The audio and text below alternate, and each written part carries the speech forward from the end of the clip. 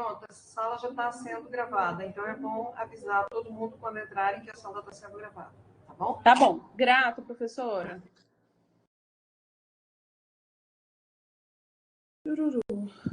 Olá, meninas. A gente está aguardando aqui, tá? O Coelho Savassi entrar, ok?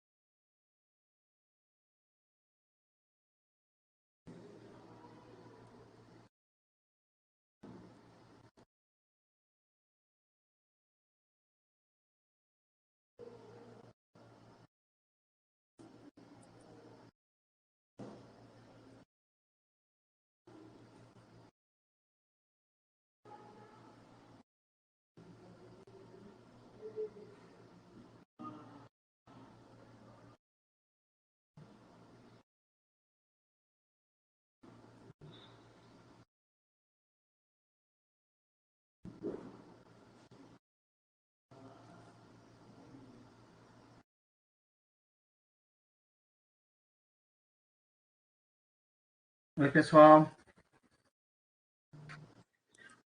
Olá. Tudo bem? Olá, tudo bom? Tudo bom. Eu vou compartilhar a sua tela, tá ok? Tá. Não, na verdade, eu tenho que compartilhar, não?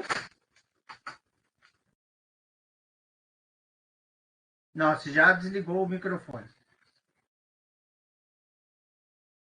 Você tem que me colocar como apresentador.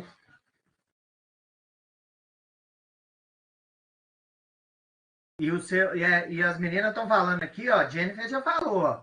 Sem áudio, Gabi. A famosa Gabi. Só um segundinho que eu vou colocar aqui você como apresentador, tá, gente? Só um segundinho.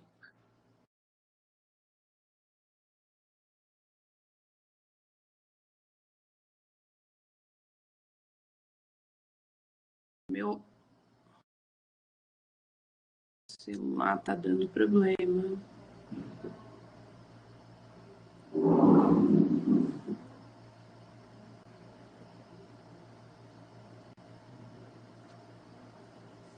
Pronto. Já tá como apresentador. Beleza. Só um minutinho aqui, só. Ok. Vamos lá? Bora. Então, bora. Já conseguiu colocar a apresentação? Vou colocar agora. Só um minuto que eu vou separar ela aqui. Deixa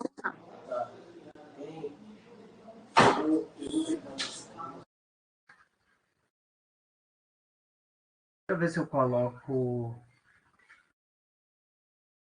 Se eu consigo colocar aqui. Só um minutinho. Vocês estão me ouvindo ainda? Que sumiu o som aqui?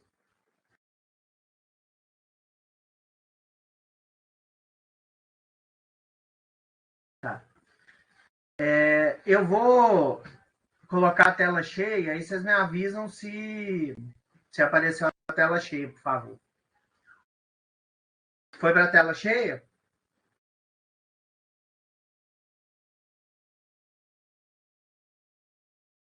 Eu não escutei a resposta. Foi com a tela cheia certinho, tá tudo Beleza, certo. ótimo. Tá, eu vou apresentar você aqui para todo mundo, tá bom? Para a gente começar. Gente, boa tarde. Meu nome é Elza Gabriela, eu sou médica da Unidade de Saúde da Família Ronaldo Aragão e a nossa unidade básica está num processo do Planifica SUS e nesse processo a gente começou a fazer uma série de reuniões, né? E dentro dessas reuniões decidimos por iniciar a trabalhar a base, né, da casinha lá que estamos aprendendo. E aí, nesse processo de territorializar, de mapear, de fazer todas essas coisas, decidimos também, junto, fazer classificação de risco e vulnerabilidade da comunidade e da família. E aí surgiu a ideia da gente trabalhar um pouco a escala Coelho-Savassi como nosso guia norteador de alguns processos. E a gente convidou, agora apresentando, um amigo querido, o Leonardo Savassi, que a vida deu para a gente, né? Um grande professor e autor da escala, junto com o professor Coelho. E hoje ele vai vir dar aula para a gente e tá aí, tá apresentado. Muito grata mesmo por aceitar o convite, tá bom? Estamos aí à sua disposição para ouvir. Beleza. Elza, então, muito obrigado pelas palavras, né? Eu acho que, na verdade, para mim é uma honra estar falando para equipes de atenção primária, né? Sempre. E a minha ideia aqui é trazer para vocês mesmo as ideias, né, que vieram da escala a partir do que o Flávio Coelho ele construiu e depois do que a gente foi construindo à medida que a escala foi evoluindo, né? Esse ano nós tivemos a tristeza de perder o Flávio faleceu novo. Acho que a pandemia, apesar dele não ter pego Covid, a pandemia ela ajudou ao Flávio a entrar numa sensação de quase desesperança mesmo diante das coisas.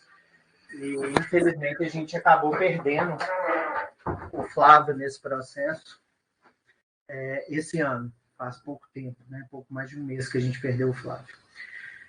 Mas, enfim, a escala ela é interessante porque ela parte não de um professor, uma universidade, um centro de pesquisas, mas ela parte justamente de um médico de atenção primária.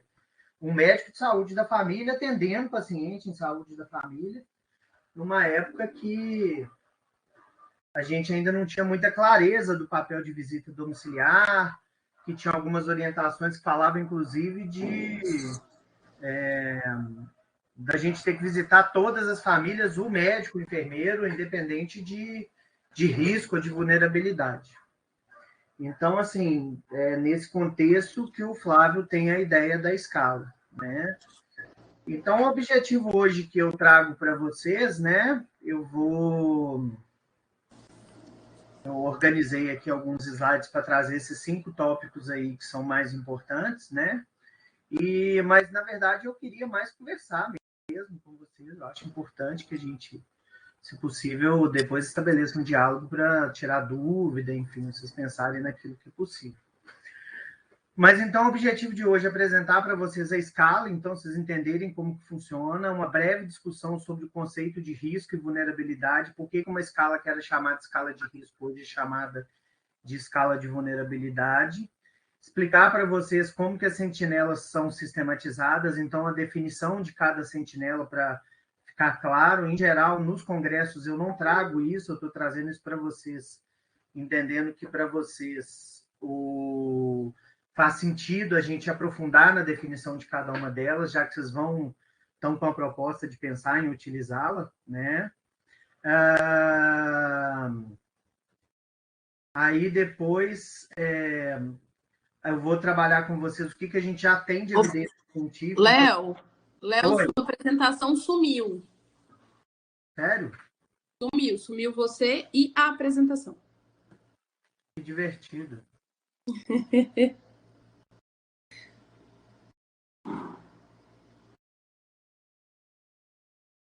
Voltou?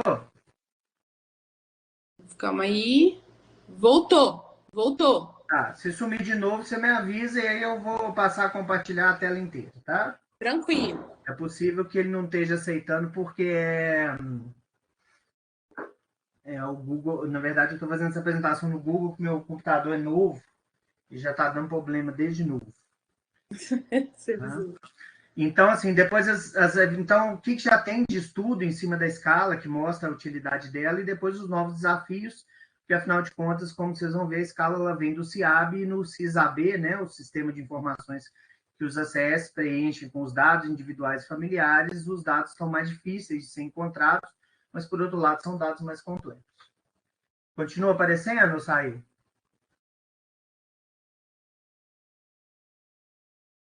Continua assim, tá aparecendo. Tá, e mudou de tela? Mudou, né? Mudou. Tá. Então, assim, a escala, que era chamada de uma escala de risco familiar, né? Ela foi baseada na ficha A do CIAP, então ela parte daquelas sentinelas que o agente comunitário de saúde avalia quando ele está fazendo cadastro individual e familiar, né? E aí eu não sei qual que é o tempo de atuação dos ACS aí de Porto Velho, mas, em geral, o que a gente tem? Quando nós estamos falando da escala do CIAB, o CIAB ela tinha a ficha A, que é a ficha que o ACS preenche, e tinha outras fichas, dentre elas a ficha D, que era uma ficha de produção. Mas a ficha A é a ficha de cadastro familiar, e ela é uma ficha que, assim, ela tinha muitos dados e era pouco utilizada.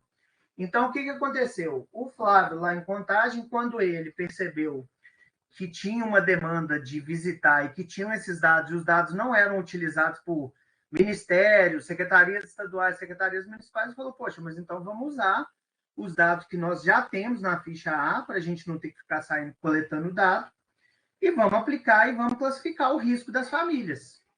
E aí ele tentou isso no início como uma tentativa de sistematizar a visita, porque naquela época não se tinha clareza de quais visitas a atenção primária tinha que fazer. Como eu disse para vocês, tinha algumas coisas do tipo, tem que visitar todas as famílias, o médico tem que visitar cada família no período de um ano, o enfermeiro cada família no período de um ano. E do outro lado tinha, não, você só vai visitar acamado. Então, ela foi criada nesse sentido, tá? Essas aí são as sentinelas da escala, tá, gente? Então, assim, eu nem sei se vocês vão ver o meu apontador. Vocês conseguem ver minha setinha? Conseguimos bem pouquinho, mas dá sim, dá sim. Tá. Eu acho que eu não consigo mudar o formato da setinha, não. Mas, enfim, as sentinelas de risco são a pessoa ser acamada, e aí pontua 3 pontos por acamado. Deficiência física, 3 pontos. Deficiência mental, 3 pontos. Então, por exemplo, se a pessoa é acamada por uma demência, por causa de Parkinson e Alzheimer, ela vai pontuar, só uma pessoa já pontua 6 pontos. Tá? Se a pessoa vai pontuar porque ela tem amputação das pernas e está acamada, 6 pontos.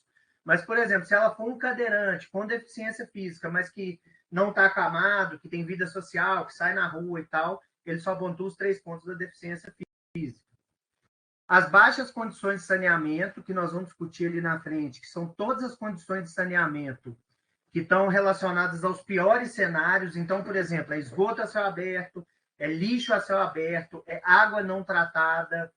Então, esses são os piores cenários. A desnutrição grave, drogadicção, e aí vocês veem que essas primeiras escalas aqui, elas pontuam 3 pontos, esses primeiros índices.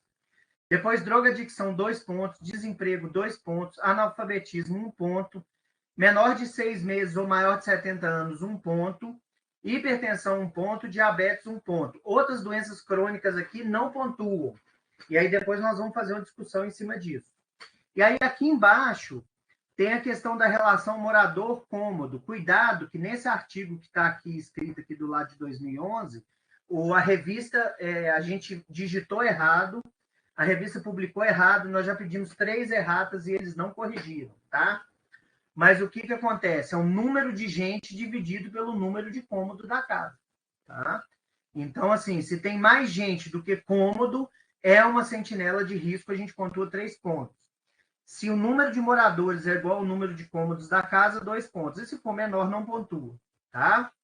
E aí, com isso, a gente vai somar essas sentinelas de cada pessoa da família, mais as sentinelas que não são de cada pessoa, né? Então, baixa condição de saneamento, você não soma por pessoa. Você vai contar uma vez só, né? E aí a gente faz essa soma e, no final das contas, com a soma, a gente vai classificar as famílias como vulnerabilidade habitual, menor, média ou máxima, tá? Sendo máxima acima de 9 pontos.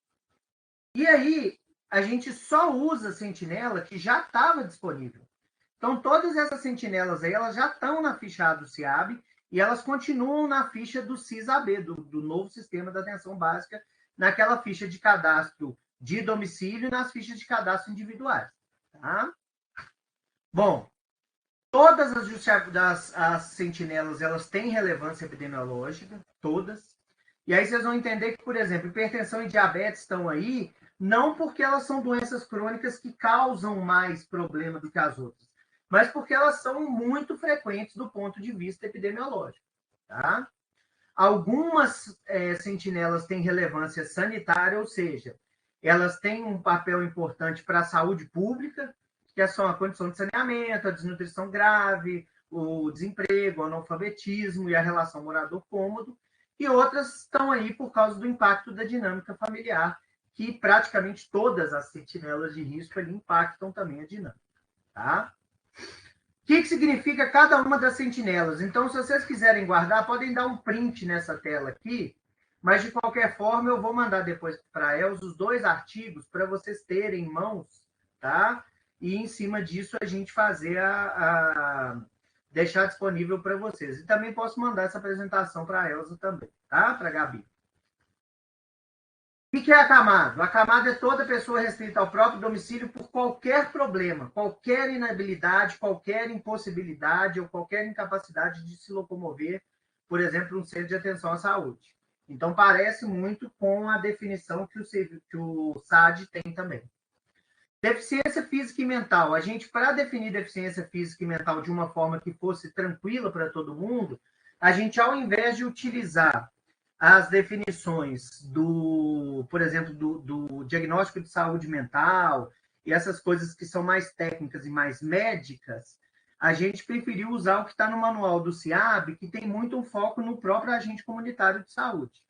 Então, deficiência físico-mental é a definição do manual do CIAB. Definição é condição físico-mental, defeito é condição físico-mental de duração longa ou permanente, que de alguma forma impede ou dificulta a pessoa de fazer alguma atividade do dia a dia. Tá? Então, assim, tanto aquelas questões em que a pessoa tem uma deficiência física e mental, mas que ela precisa de ajuda ou tem alguma adaptação, por exemplo, você tem uma amputação ou alguma deformidade da mão por causa de derrame, por causa de hanseníase, por causa de diabetes, enfim, aí deu uma deformidade na mão e aí você faz uma coisa de adaptação para ele, por exemplo, conseguir comer mesmo que a mão esteja torta. Ou mesmo que tenha os dedos amputados, você faz uma adaptação para ele poder usar um lápis, né? Então, vai desde esse tipo, a deficiência, até aquele tipo em que não tem jeito, que a pessoa precisa do outro para tudo, tá? Então, tudo isso está dentro do conceito de deficiência físico-mental. Baixas condições de saneamento é essa discussão que eu já falei para vocês que a gente fez, quer dizer, o conceito de saúde ambiental da Organização Mundial da Saúde, né, daquelas questões que podem afetar a saúde, questões ambientais que podem afetar a saúde, e aí a gente pega os piores cenários, né? Então a gente pega o destino do lixo, o tratamento de água no domicílio e o destino de fezes e urina, que estão na ficha A do CIAB, mas também estão na ficha de cadastro domiciliar, né? E aí nós vamos pontuar qualquer situação que é o pior cenário. Então, qual que é o pior cenário da coleta de lixo? Não tem coleta de lixo, o lixo fica a céu aberto. Se tiver isso, 3 pontos independente das outras. Se a água não é de cisterna, não é filtrada, não é da rede de abastecimento e tal, a água chega na casa e não tem tratamento, é o pior cenário. E se não tem rede de esgoto, que seja rede de esgoto municipal, ou fossa, ou alguma outra forma de tratamento, e fica esgoto a céu aberto, então é 3 pontos. Então, para qualquer um desses cenários, a gente pontua 3 pontos. Isso aí você só vai pontuar uma vez, independente se a casa tiver 1, ou 5, ou 10 pessoas, vai pontuar 3 pontos. Tá? O Savassi, o Marcelo levantou a mão para fazer uma pergunta. Você prefere que a gente faça a pergunta depois? Pode perguntar. O Marcelo, sua mão está levantada aí porque você quer alguma pergunta, né? Ou não? Acho que não, ele levantou talvez por engano, então, desculpa, mas qualquer coisa Pode perguntar pode ir sem problema perguntando, nenhum. né? Tá bom, ok, pode continuar. E se tiver com dificuldade de perguntar por fone, pode escrever no chat que no final eu respondo. Tá? Bom, aí desnutrição grave. Qual que é o conceito de desnutrição grave? É o percentil de peso e idade. Então, é o IMC de desnutrição, índice de massa corporal. Como que dá para a gente saber isso? Embora a gente não capacite, ou nem todo mundo capacite o agente comunitário para calcular o índice de massa, o agente comunitário sabe pegar a caderneta da criança e ver que ali, pelo menos o peso em relação à idade, ele tá reduzido, né? A criança na caderneta está crescendo abaixo da curva. E aí, quando no percentil da caderneta de peso e idade ele está abaixo, a gente já vai pontuar, mas depois a gente vai avaliar o índice de massa, tá? Bom, então desnutrição grave pontua também. Drogadicção. Aqui nós já estamos entrando nas que pontuam 2 pontos, né? Drogadicção, utilização de drogas lícitas ou ilícitas com potencial de dependência química. Prestem atenção, drogas ilícitas ou lícitas. Então, não é só maconha, cocaína, crack, heroína, injetáveis e outras, etc. Inclui o alcoolismo, inclui tabagismo e, além disso, inclui o uso crônico de benzodiazepínico por adição, por vício, por dependência química.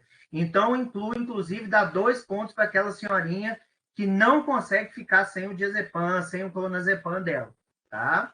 E inclui, obviamente, as drogas ilícitas também, tá bom? E aí você vai pontuar 2 pontos para cada pessoa que faz uso de droga. Então, se você tem lá o netinho, que consome cocaína, e a senhorinha idosa, a avó dele, que é viciada no diazepam, você vai dar 2 pontos para ela, 2 pontos para ele, e no total essa família, nesse quesito, vai pontuar 4 pontos. Tá? Bom, desemprego. De novo, né? A gente usa o manual do SEAB, e aí o manual do SEAB fala que qualquer tipo de trabalho, independente da profissão de remuneração, independente também do vínculo, então trabalho formal ou informal, tarefa doméstica caracteriza trabalho doméstico, mesmo que não remunerado. Então, dona de casa não é desempregada, é trabalhadora, tá? Então, assim, a nossa lógica é desemprego é qualquer pessoa que não encaixe no critério. Trabalho formal, ou trabalho informal, ou trabalho domiciliar, tá? Aí é desempregado.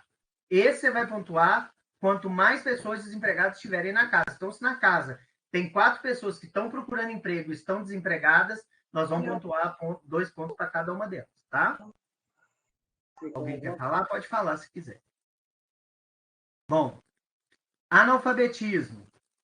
Também usamos a definição do manual do SEAB justamente pelo fato de ser o manual que foi usado para capacitar os ACS, enfim. Então, alfabetizado é um indivíduo que sabe, no mínimo, escrever um bilhete. Então, aquele que apenas assina o nome, ou aquele que fez uma tatuagem com o nome, que consegue copiar as letras, não é considerado alfabetizado.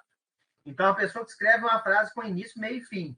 Tipo, eu vou na farmácia. Então, essa pessoa é considerada uma pessoa que sabe ler e escrever. Tá? Menor de 6 meses, maior de 70, hipertensão e diabetes são coisas que estão dadas aí. Então, até 5 meses, 29, até 5 meses e 29 dias, você vai pontuar 1 ponto ali. Depois disso, você não pontua mais. Maior de 70, aí vocês podem perguntar, olha, professor, por que maior de 70 e não maior de 60, que é o idoso, ou maior de 65? Porque a gente optou, na época, por trabalhar com o idoso mais velho. E na época, o idoso mais velho, que hoje a gente chama de o velho muito velho, não era 80, mas era 70 pela expectativa de vida do brasileiro. Então, a gente optou por trabalhar aquele idoso que já tinha 10 anos que era idoso.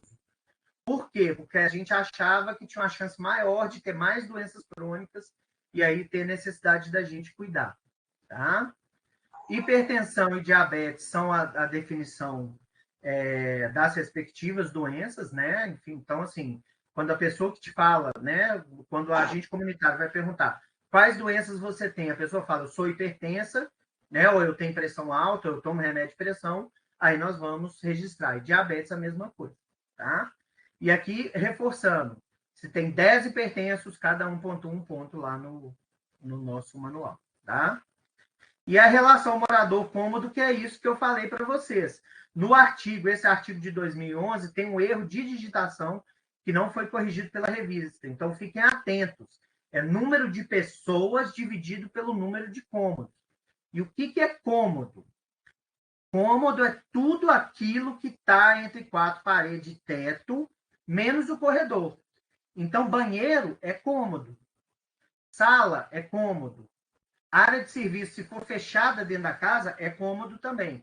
O que não é cômodo? A área de serviço que é do lado de fora, corredor, varanda, alpendre, essas coisas que são abertas não são cômodos. E as outras coisas que não fazem parte da casa. Então, a garagem do carro, mesmo que ela seja fechada, ela não é um cômodo. O depósito da casa não é cômodo. Mas tudo aquilo que pertence à casa e está entre 4 paredes com teto é cômodo, tá? Exceto, obviamente, o corredor. Tá bom? Bom, aí antes da gente passar, primeiro eu quero perguntar para vocês. Até aqui está tudo bem? Vocês têm alguma dúvida? Querem perguntar a respeito das sentinelas? Porque nem sempre, né, fica claro para todo mundo. Oi. A Maria Pode Fernanda está com a mão levantada. Maria Fernanda. Alguém já falou oi aí. Tá, então. Oi, Marcelo. Diga, Marcelo. Tá conseguindo me ouvir? Sim. Eu só tenho uma pergunta, doutor. Que foi uma dúvida nossa sobre deficiência mental. Sim. Porque, assim, tem pessoas que são pacientes do CAPS, mas fazem tudo. Trabalham, resolvem suas próprias coisas, só que são pacientes do CAPS, tem depressão, alguma coisa assim. Sim. Essas pessoas somam 3 pontos, né? Depende. Se ela tem depressão, mas a depressão está controlada e ela consegue trabalhar, não soma. Agora, se é uma pessoa que tem alguma limitação na vida dela por causa da doença, aí soma. Então, por exemplo, a pessoa não pode trabalhar porque tem depressão grave. Ou ela trabalha, mas ela teve que ser afastada de uma tarefa porque ela tem ansiedade grave. Aí você vai pontuar. Agora, as pessoas... Não são todas as doenças mentais, é a deficiência mental. Geralmente, o que é deficiência mental? É a paralisia cerebral na criança e no adulto. É as síndromes, tipo síndrome de Down, que te atrapalha. É a demência no adulto e no idoso. Então, doença de Parkinson, Alzheimer, aquela coisa. Agora, tem depressões graves, as neuroses e psicoses, né? Agora, tem depressão grave, ansiedade grave, que impede a pessoa de fazer as atividades do dia a dia. Nesse caso, ele entraria. Geralmente, a maioria dos pacientes do CAPS vão entrar como deficiência mental. Mas gente que tem depressão e trabalha, geralmente não. Mas pode perguntar, diga. Entendi. Então, a gente pode fazer uma pré-avaliação se conta os 3 pontos ou não, né? Isso, porque para ser uma deficiência, ela tem que impedir alguma coisa do dia a dia. Então, assim, atrapalha de ter lazer, atrapalha de trabalhar, atrapalha de atividade da escola, atrapalha das atividades da casa. Então, assim, a pessoa que tem limitação nas atividades por doença mental vai ser considerada deficiente mental, tá? Entendi. Beleza. Jordânia, você levantou a mão, você quer falar? Quero sim, eu tenho uma dúvida, que essa então, acho que é uma dúvida geral também, né? Às vezes até eu fico confusa, né? E não sei o que responder. Mas, assim, a minha dúvida é sobre a drogadição, né? Sobre drogas lícitas.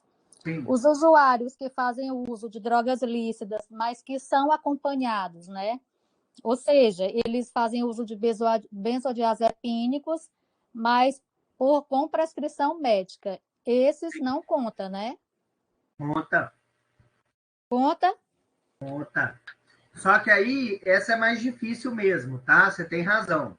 Qual que é a lógica do benzodiazepínico? Se a pessoa toma diazepam para dormir, foi lá no médico, o médico tentou tirar, e a pessoa falou assim, não consigo ficar sem o meu remedinho de dormir. Essa pessoa é viciada. Então, você tem que pensar no seguinte aspecto. Essa pessoa é viciada no remédio azul, da receita azul. Se a pessoa for viciada no remédio da receita azul, ele conta. Dá um pontinho 3, 2, né? A Maria Fernanda levantou a mão também. Quer falar, Oi. Maria? Sim. Maria Fernanda. Eu queria tirar uma dúvida contigo em relação aos idosos. Você falou que trabalhou a partir dos 70 anos. Isso.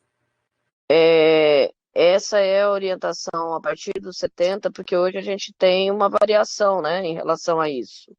Sim. Por enquanto, ainda é porque essa escala não foi revisada.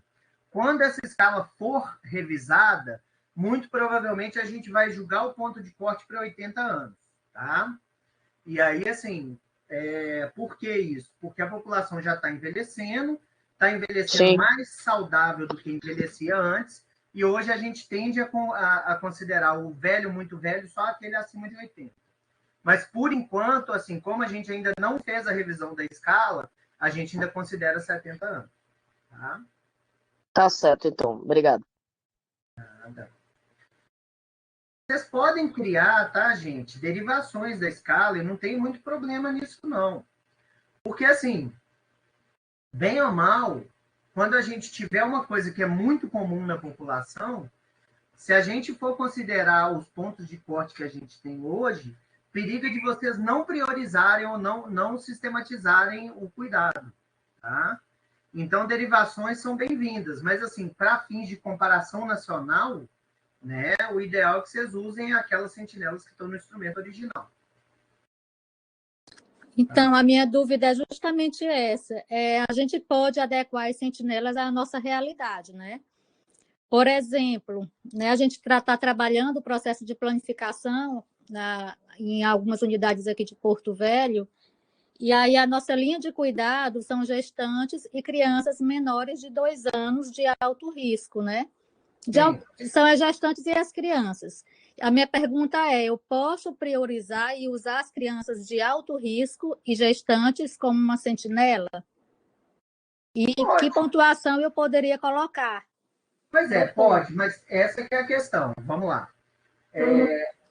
O uso... Não, você pode terminar de perguntar, desculpa. Já terminei, é isso mesmo. Eu queria saber se eu posso fazer isso e qual seria a pontuação só para os usuários de alto risco, no caso. Sim, vamos lá. Em geral, o que acontece? São duas coisas. Essa escala ela foi criada em 2004, então ela tem 18 anos, né? E como eu vou mostrar para vocês aqui, tem duas coisas interessantes nela que já mostraram que ela é uma escala que, do jeito que ela está aqui, sem tirar, sem pôr nada, ela já é muito boa. Mas tem algumas propostas de algumas modificações que já foram feitas por outros autores e que, assim, algumas não dava para fazer antes e agora talvez dê para fazer, porque a gente já tem o CIS-AB, tá? E, além disso, a gente tem outras questões do tipo.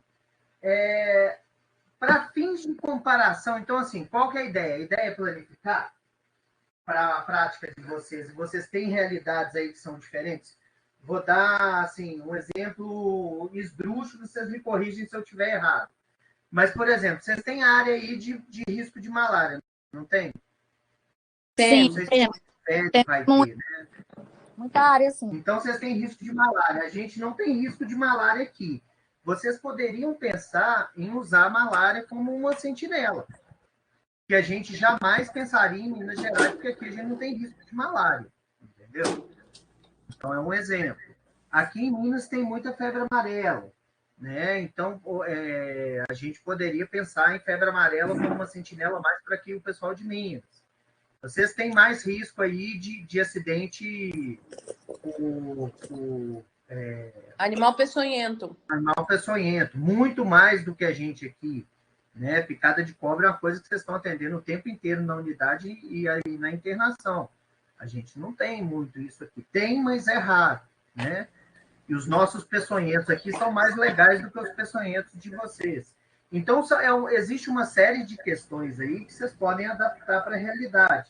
População mais jovem, população com mais gravidez na adolescência. Então, são todas coisas que vocês podem adaptar. Eu só quero lembrar, assim, duas coisas. Para fins de planificação, não tem problema nenhum vocês fazerem isso, desde que, no final das contas, o objetivo seu seja fazer uma planificação e adaptação para a realidade de vocês. Mas para fins, por exemplo, científicos, de uma comparação nacional, toda vez que você faz uma adaptação, você não pode comparar com a escala que é aplicada em outros municípios.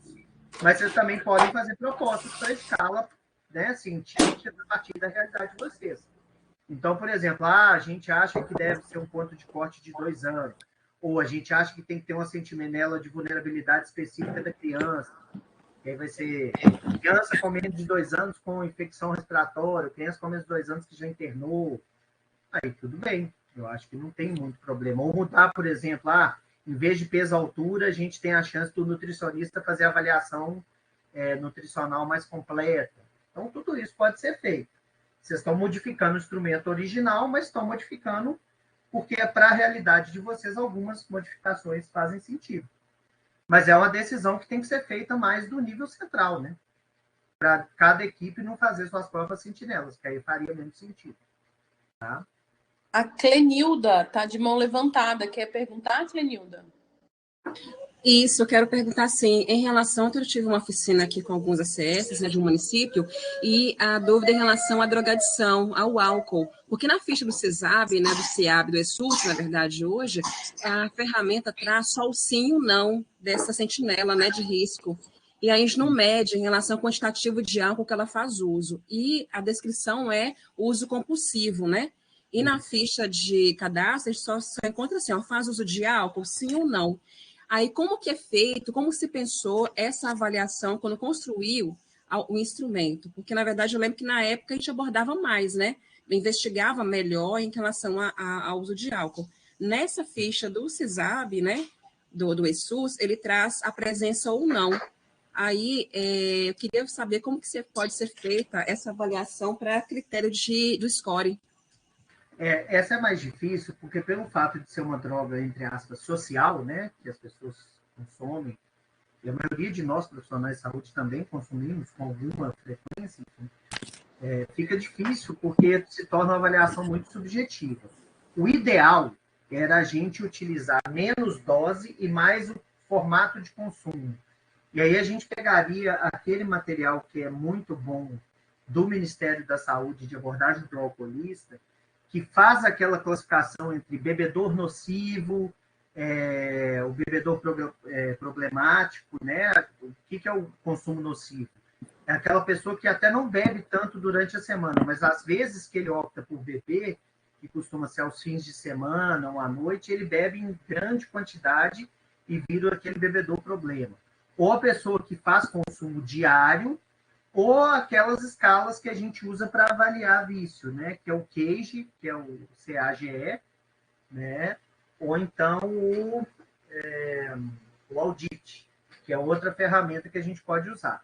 Mas essa é uma coisa que vocês podem definir. Na verdade, assim, o que a gente pensou, que o Flávio Coelho pensou quando ele fez a escala, e a gente manteve, faz consumo de álcool, então entra em drogadicção.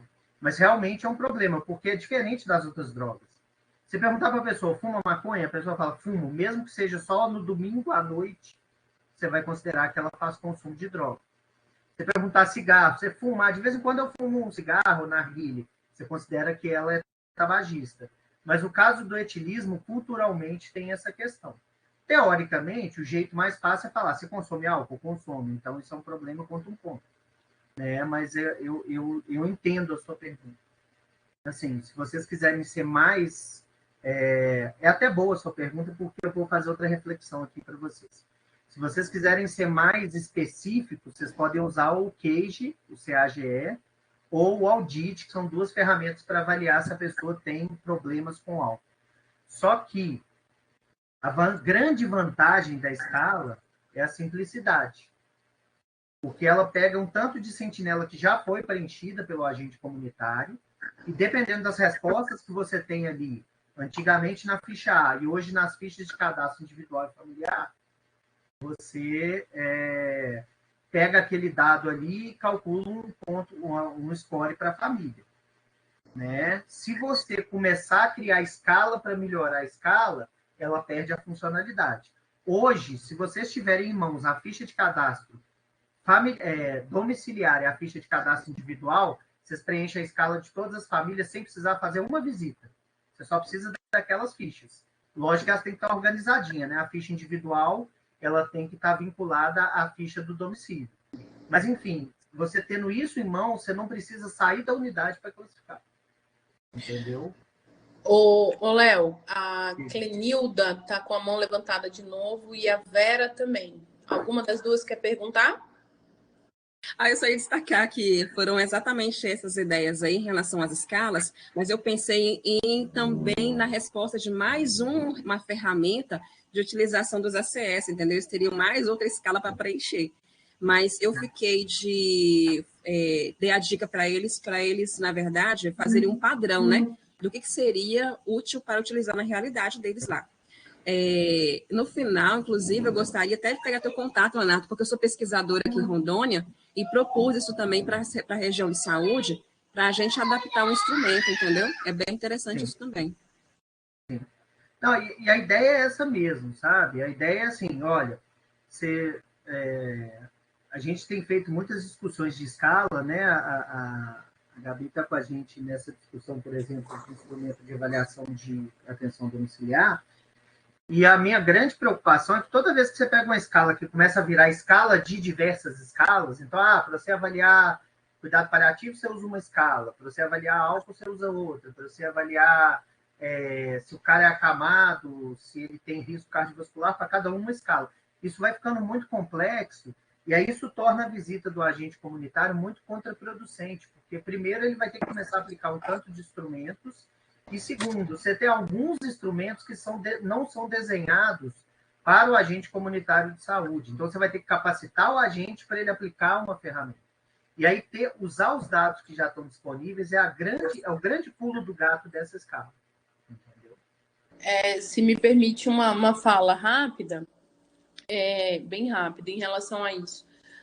A ideia da Coelho Savassi, a gente tem acompanhado aí também, né? O Léo que falou em relação à atenção domiciliar na produção de escala, né? Então, trazer para o mais aplicável possível. Porque se a gente começa a criar uma série de... Como você colocou, escala dentro de escala, readaptação da escala, a readaptação da escala, quando chega no final, o objetivo talvez não seja tão cumprido. Mas, de novo, obrigado, Gabi, Elza Gabriela, eu acho que é isso que eu quis dizer, mas também não tem problema nenhum da Secretaria pensar em adaptações, inclusive quando se pensar em adaptações e quiser propor, vou ficar muito feliz de avaliar e a gente sentar e, quem sabe, né, começar a pensar nessas variações que são possíveis dentro da escala. Mas o grande, e aí vocês vão ver aqui na segunda metade aqui dessa apresentação, o grande desafio nosso hoje é tentar fazer uma escala melhor ainda usando os dados que estão nas fichas de cadastro domiciliar individuais. Tá? Bom, mais alguma dúvida? Estou à disposição, gente. Tá sem mão levantada, pode continuar. Então, beleza. Olha só, aí eu vou explicar para vocês um pouquinho por que a gente começou chamando de escala de risco familiar e hoje estamos chamando de escala de vulnerabilidade, né? Então, assim, a primeira coisa é que a gente tinha muita dificuldade em chamar isso de risco familiar, porque risco tem muito a ver com comportamentos, tem muito a ver com algumas outras questões, e a gente entende que a gente está avaliando coisas que são muito sensíveis e que tem mais a ver com susceptibilidade e predisposição dessas famílias a terem problemas ou terem condições negativas. E aí, quando a gente está trabalhando com esse conceito, a gente começou a estudar muito os autores que discutem risco e vulnerabilidade, começou a entender que vulnerabilidade talvez fosse o melhor conceito, sabe? Então, assim, tem algumas, principalmente algumas, mais algumas do que alguns, né? Mas algumas e alguns autores que trazem essa questão do risco ser uma coisa mais, assim, coletiva, que é pouco modificável, ou que, se for modificada, ela tem que ser modificada por políticas públicas de largo espectro. Então, risco é risco de desabamento. Você não vai reduzir o risco de desabamento de uma encosta com ações que são mudadas a partir do indivíduo, ou da família, ou de poucas coisas da comunidade. Geralmente, um risco de desabamento vai ser multado através de uma política de largo espectro, de uma ida lá, de um reforço de estrutura, de uma contenção de imposto, enfim. O risco de você estar exposto a questões tanto ambientais quanto sociais tem menos a ver com as questões locais, tem menos a ver com a sua possibilidade de mudar a realidade e mais a ver com políticas públicas que consigam te defender disso. Já a vulnerabilidade, ela é considerada uma coisa mais individual, mais contextual, que ela vai ser mudada quando você empodera ou você tem situações de resiliência capazes de construir a capacidade dessas pessoas estarem expostas a condições, mas resistirem a elas. Então, a capacidade de você enfrentar situações que podem gerar essas questões. Então, a vulnerabilidade está muito mais próxima de um conceito que, na clínica, seria de fragilidade, do que propriamente de um conceito de risco. E aí a gente traz essas questões todas aqui, separando o risco de vulnerabilidade. Deu uma desconfigurada, gente, porque aqui eu estou no Google Apresentações e não no PowerPoint, mas eu acho que está claro. Vocês conseguem entender isso aí? Aliás, está aqui, né? Dá um minutinho aí, gente. 1 minuto eu resolvo isso. Aqui tá dando para ver. Mas eu vou só modificar aqui, que fica mais fácil de vocês lerem. Isso é fácil de corrigir. Vocês continuam enxergando? Sim. Tá. Então, gente, o risco, ele tem mais relação com o meio. Então, ele depende muito mais do ambiente, do meio em que a gente está. Enquanto a vulnerabilidade tem mais relação com as pessoas, ou seja, com a capacidade.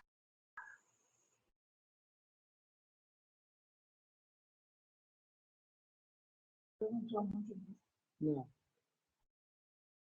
Doutora que tirou o som de todo mundo. Sumiu o seu áudio, doutor. E a tela também, Léo. Conferência web, ele saiu. Acho que a internet dele tá ruim. Deixa eu ver. Só um minuto. Nossa, agora. Tá dando para ouvir seu áudio, Marcelo.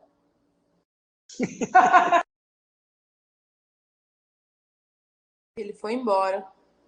Calma aí.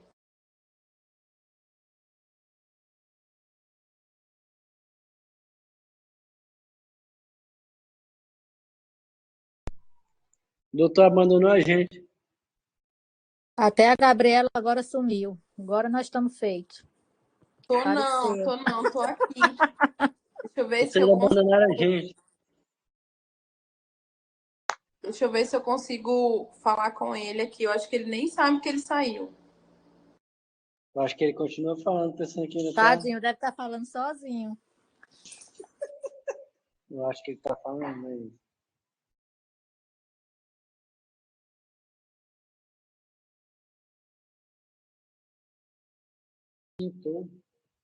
Calma aí. Paciência, minha gente.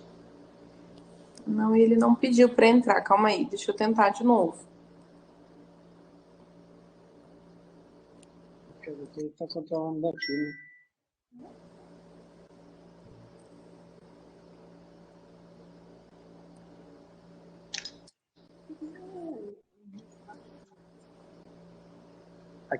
Aqui no posto é Conceição. No auditório.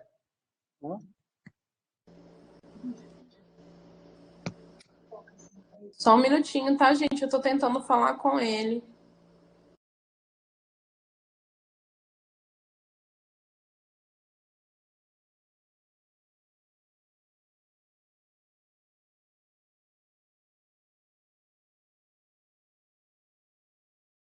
Ele voltou, doutor. Voltei. Agora tá até aparecendo o vídeo, o áudio. Tá, que hora que eu parei? Você estava arrumando a parte que estava explicando as vulnerabilidades.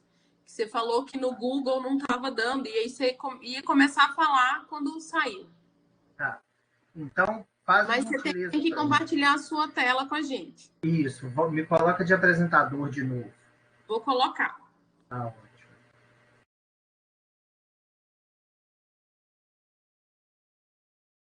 Desculpa, pessoal.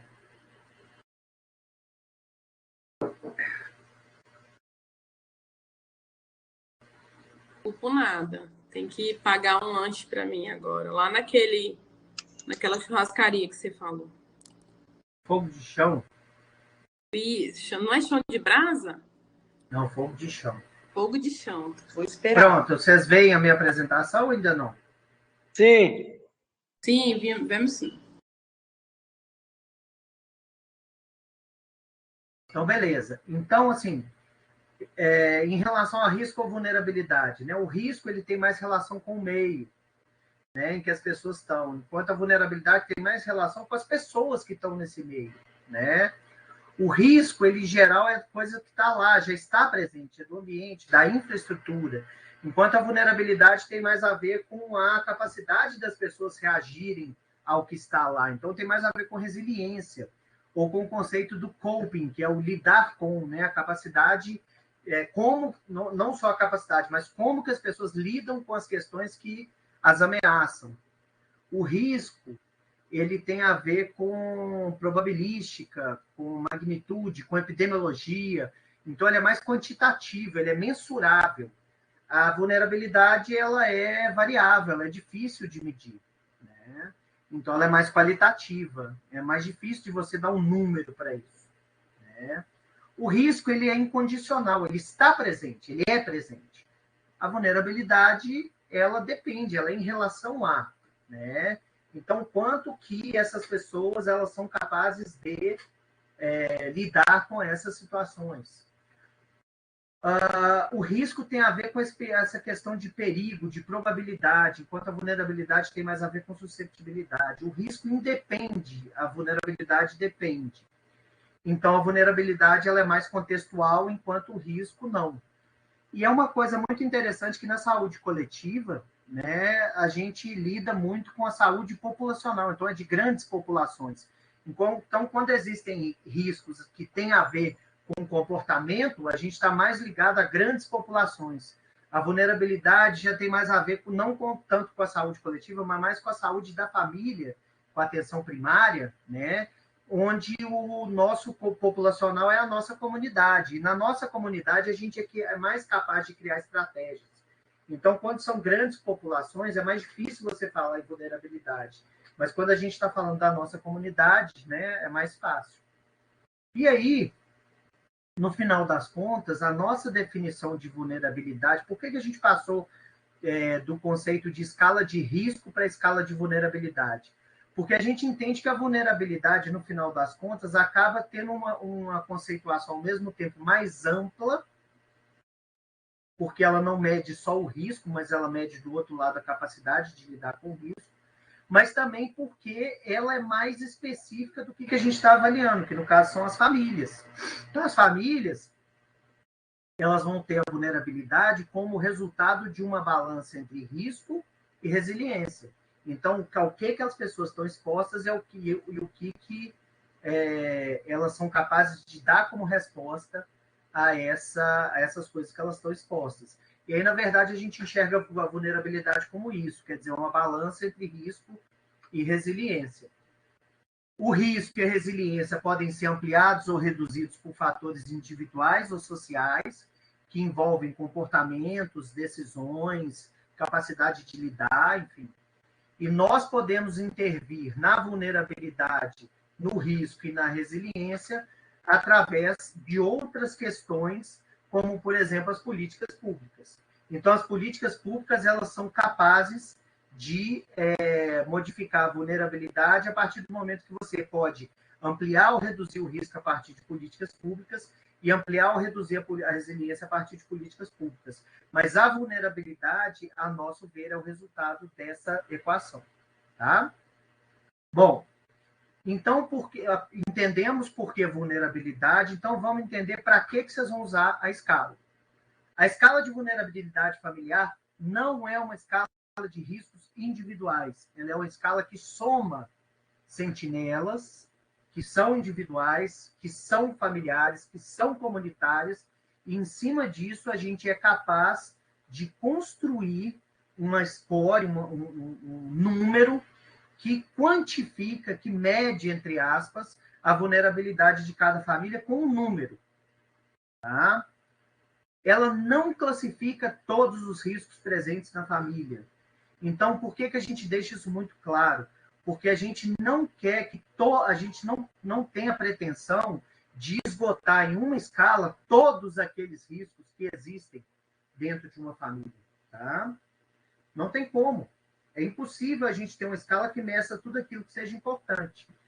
Vou dar um exemplo para vocês. Quando a gente criou a escala, logo depois o pessoal do Espírito Santo e depois o pessoal do Mato Grosso, eles começaram a aplicar as escalas e eles começaram a fazer um tanto de sugestões. Dentre elas, eles começaram a sugerir: poxa, mas você fala de lixo a céu aberto, de esgoto, e quando a gente entra na casa e a casa está imunda? E quando a gente entra na casa, as pessoas não têm higiene dentro de casa. Então, além das baixas condições de saneamento, a gente não deveria ter baixas condições de higiene? Porque isso é uma coisa importante.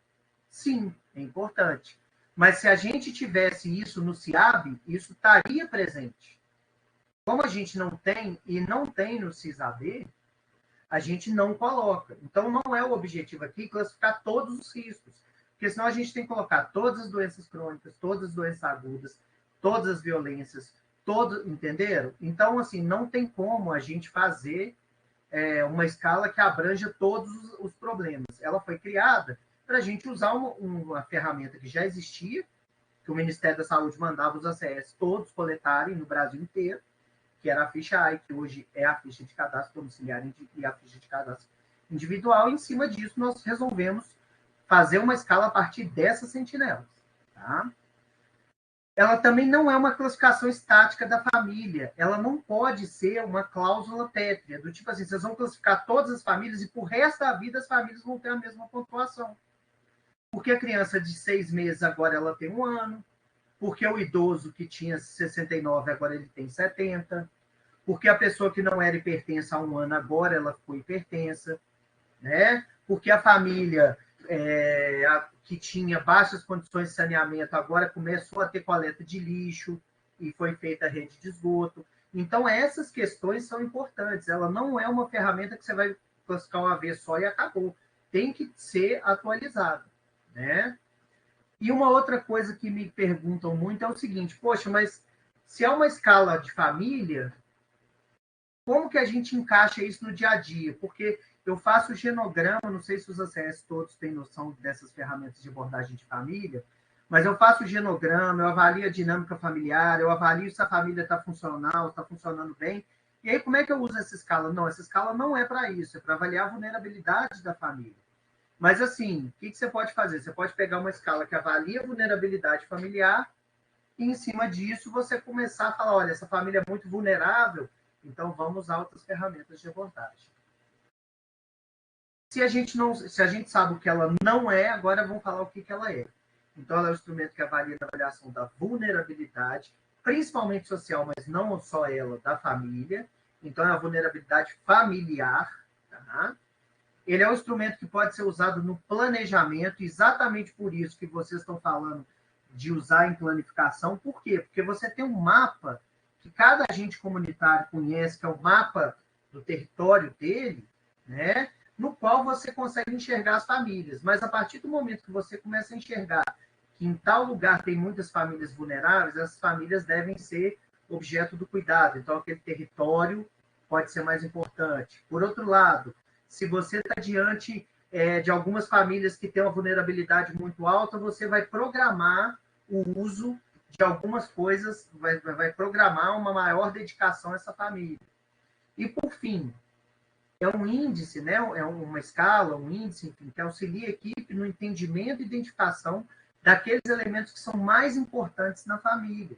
Então, quando a gente fez aquele quadro lá no início que fala importância sanitária, importância para a dinâmica familiar, importância clínica, o que a gente está querendo dizer? Essa ficha, essas sentinelas, né, essas coisas que nós estamos mostrando para vocês, elas têm a capacidade de ajudar vocês a enxergarem que, olha, essas coisas estão todas juntas.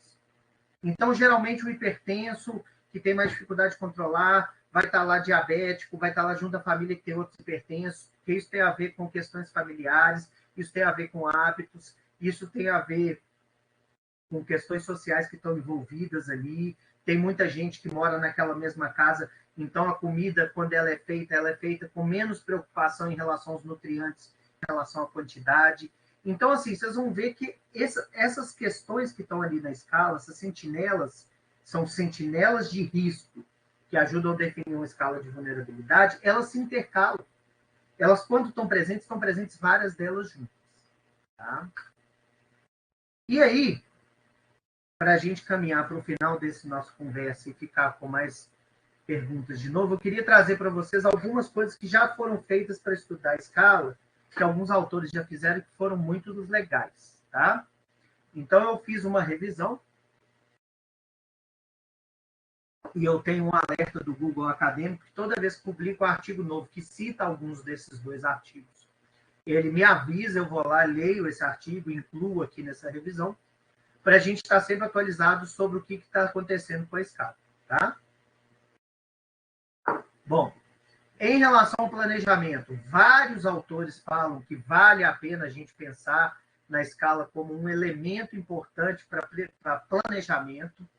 Então, por exemplo, esse primeiro artigo fala, olha, identificar aquelas famílias que têm necessidade de práticas educativas, ou seja, fazer educação e saúde para essas famílias.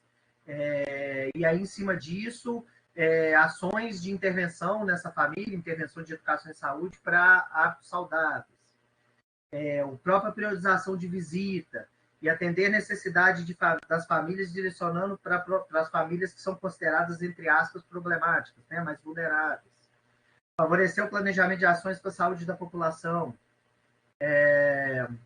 Esse artigo aqui eu gosto muito, que é um artigo que o pessoal da graduação de São Paulo fez, mostrando que é muito legal você usar a escala para tirar um pouco aquela visão de que, olha, se a pessoa come sal, ela é hipertensa, se ela come açúcar, ela é diabética, se ela mora na favela, ela não é ela é desnutrida, ou ela não é saudável.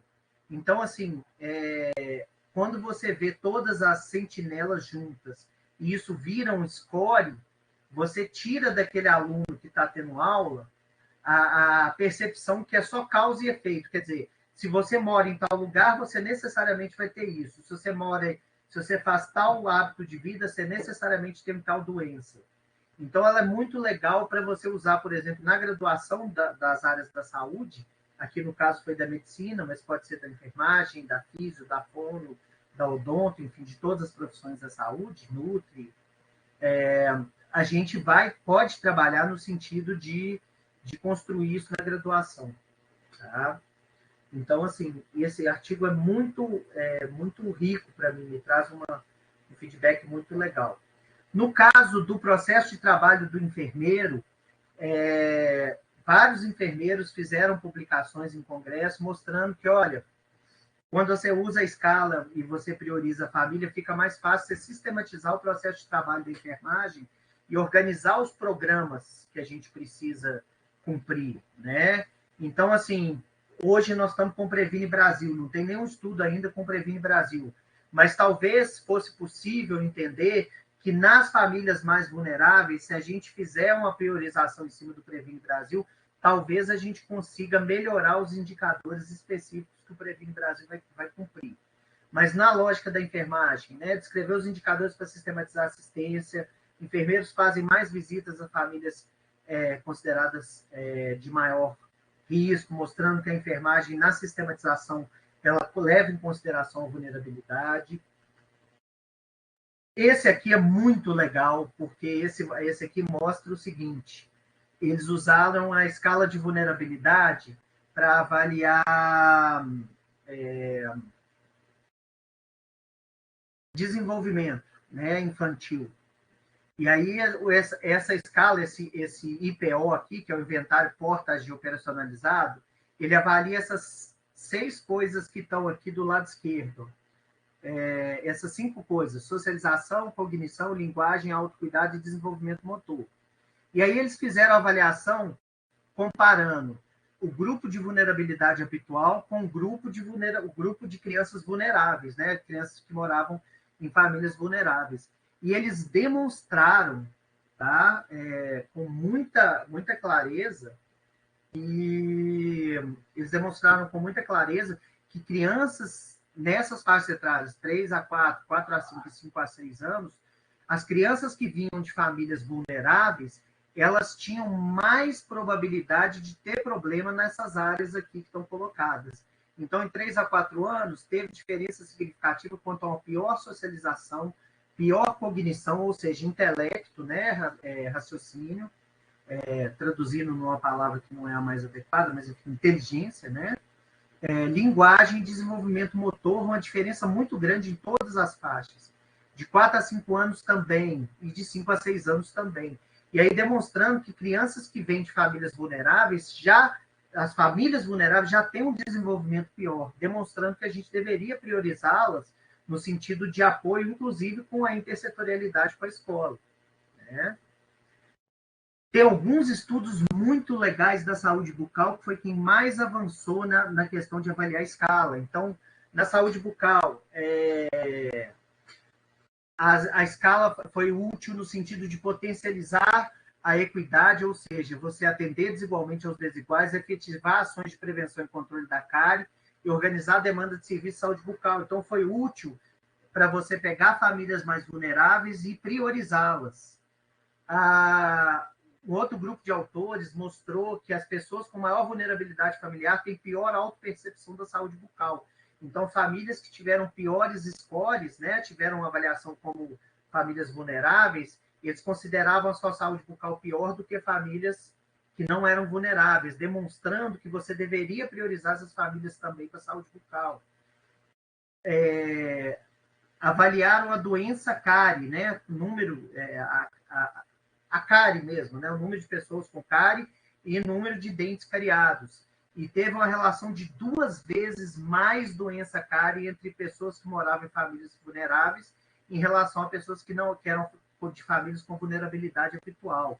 Então, demonstrando que também para isso, né, para priorizar em relação à saúde bucal, famílias vulneráveis têm mais cárie, então deveriam ser priorizados. Ainda na saúde bucal, índice de necessidade de atenção em saúde bucal e escala de vulnerabilidade familiar são 2 índices importantes, né?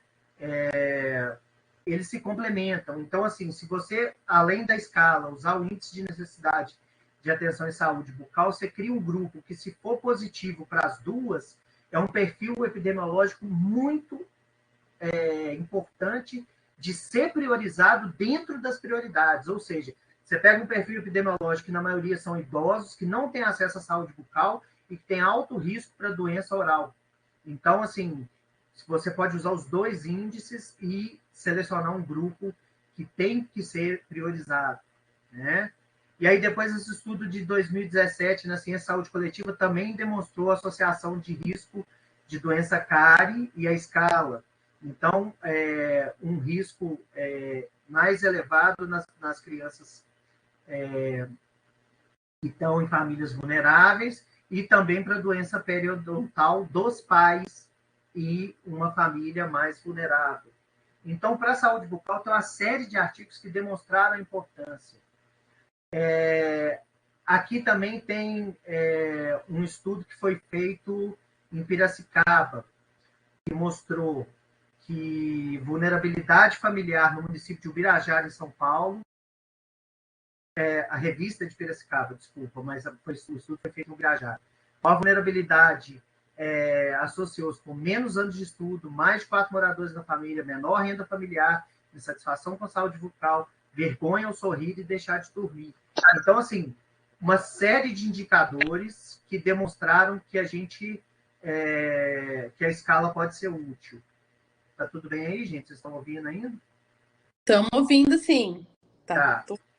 Ainda em saúde bucal, implantação da escala, mas com classificação de risco, organizou a demanda, ampliando acesso e resolubilidade. Então, aumento do número de atendimentos ao número de primeiras consultas odontológicas. Então, percebam que para a saúde bucal tem uma série de estudos que demonstraram a importância da escala, tanto para organizar o serviço, quanto com a relação de famílias vulneráveis terem mais doenças orais. Tá? Esse outro artigo aqui, eu estou vendo que pulou um aqui que eu vou falar para vocês antes de falar desse. As escolas também utilizaram a escala para priorizar famílias que deveriam ser alvo de intervenção da escola, do colégio mesmo, né? A escola pública, no sentido de visitar famílias que são mais... Oi? Eu acho que falou. Não está ouvindo. Vocês não estão me ouvindo? Continuar. Estamos ouvindo. Estão ouvindo? Tá. Então, só antes de...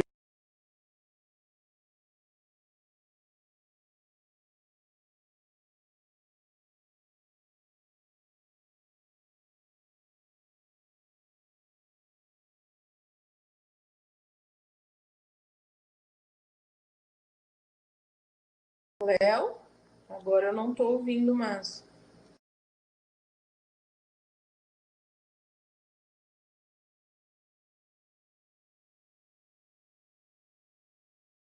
O áudio dele sumiu de novo.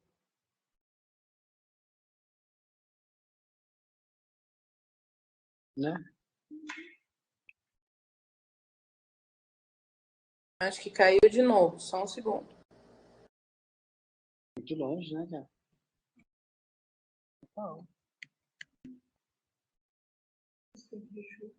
Então.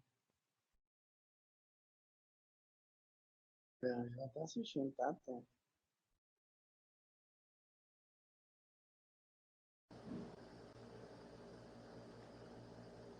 Ele já tá com o lanche lá. Não, a gente vê só pra balançar, né? Tá aqui.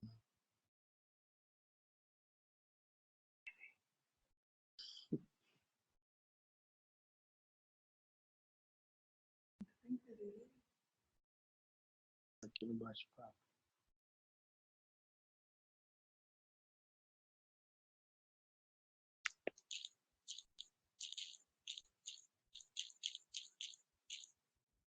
A menina só vai assistir no máximo até 6 horas, que é o nosso horário. Tá dando para ouvir seu áudio, Marcelo.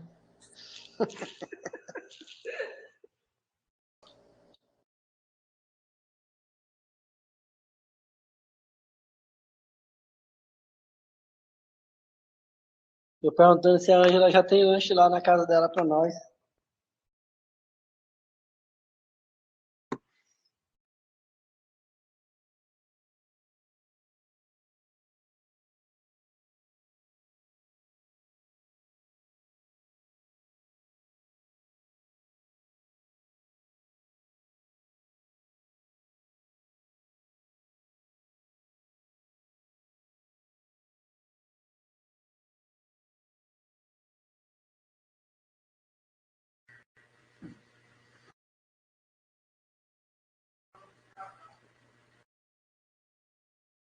Ó, gente, muito Voltou. Eu pago 2 internet aqui em casa, caríssimo. Só a da Claro são R$300 e ela cai no meio da palestra. Desculpa. Isso. Tranquilo, Léo, sem problema. Ó, o Marcelo tá falando de lanche, também quero, tá? Vou mandar um iFood para cá. Tá quase acabando, tá, gente? Então é o seguinte, eu parei aonde? Vamos lá, você estava Isso, você estava no aprazamento das VDs. Os acessos, estava aqui mesmo. Isso. Então, a Renata Casagrande Guzela, na tese de doutorado dela, de 2015, na USP, ela trabalhou essa questão de melhorar o prazo de visitas do ACS, né? Variando aí de 90 a 30, de 30 a 90 dias para famílias de vulnerabilidade habitual, mas estabelecendo que famílias vulneráveis poderiam ter um prazo de 30 ou 45 e 15 dias para famílias com vulnerabilidade máxima. e que isso leva em consideração, além da classificação da vulnerabilidade, a questão a classificação também do número de famílias do número de famílias que esses ACS acompanham. Então, com isso, ela conseguiu estabelecer, por exemplo, por microárea, de acordo com o número de famílias e o número e a vulnerabilidade, que aqui tinha verde, amarelo e vermelho, número de famílias vulneráveis, a periodicidade que você deveria ter para cada uma das famílias. Então, ela, por um lado, isso aí depois vocês podem ler a tese dela, a tese dela é muito legal. O que ela faz? Ela vê que pelo número de famílias aqui, ó, ela fez uma planilha que te ajuda a fazer justamente esse cálculo aqui, ó. Então, assim, se o ACS tem um número razoável de famílias e essas famílias são muito vulneráveis, ele vai fazer mais visitas de prazo mais longo a famílias menos vulneráveis e fazer visitas mais frequentes a famílias mais vulneráveis. Por outro lado, se a população dele está estourada, igual você tem aqui, ó, 617 famílias numa área, o que você vai ter? Você vai ter 71 famílias que são visitadas a cada 15 dias, mas você vai ter 89 famílias que vão ser visitadas a cada 90 dias. Você aumenta o número de famílias que vão ser visitadas a cada mais dias, a um prazo maior, de acordo com a vulnerabilidade ou com o número de famílias. Tá? Enfim, e aí entrando na parte final, vou trazer para vocês algumas sugestões que foram feitas por outros autores. Então, por exemplo, sugeriram na escala incluir outras doenças crônicas como câncer, cirrose, osteoporose, DPOC, insuficiência cardíaca, etc. E aí, assim, a gente não tinha essa possibilidade até então. Incluir baixas condições de higiene, em vez de baixas condições de saneamento, trabalhar com outros scores que vão além do score deficiência mental, incluindo, por exemplo, isolamento social, que a gente já conversou um pouco aqui, a questão da drogadicção por drogas lícitas e ilícitas, que a gente já tinha incluído, na verdade só deixou de ficar claro, né? Em vez de deficiência física, trabalhar a dificuldade de locomoção, mudar a idade de idoso, score de violência familiar, aquelas coisas todas que a gente começou a conversar aqui, né? Aqui também o pessoal do Espírito Santo, né? Baixas condições de higiene, mudar o risco de nutrição para percentil, né? Incluir o item vulnerabilidade, violência familiar. Então, todas essas são sugestões que a gente já recebeu e que são muito legais, desde que a gente tivesse isso na ficha A do CIAB ou na ficha do CIS-AB, né? Isso aqui do povo do Mato Grosso, como eu disse para vocês, olha lá, colocar aqui baixas condições de higiene, colocar isolamento social junto de deficiência mental e sofrimento psíquico também, enfim, a questão do percentil. Então, assim, são coisas aqui, ó, mudaram para condições crônicas, diabetes, hipertensão, câncer, lúpus, doença renal crônica, cirrose, incluíram condições crônicas infecciosas, né? Então, todas foram sistematizações e sugestões que foram realizadas na realidade dos diferentes serviços. Só que a grande questão aqui continua sendo essa que eu falei para vocês.